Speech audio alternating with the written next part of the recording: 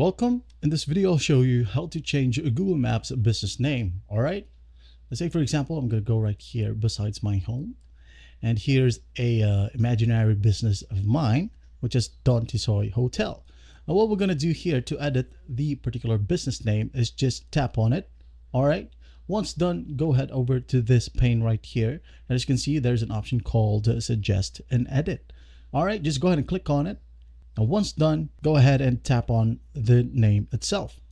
Tap or click, and as you can see, place name in English, which is required. All right, just go ahead and change this one right here.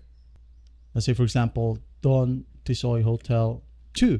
All right, you can just go ahead and add photos as well right here. And just hit on submit.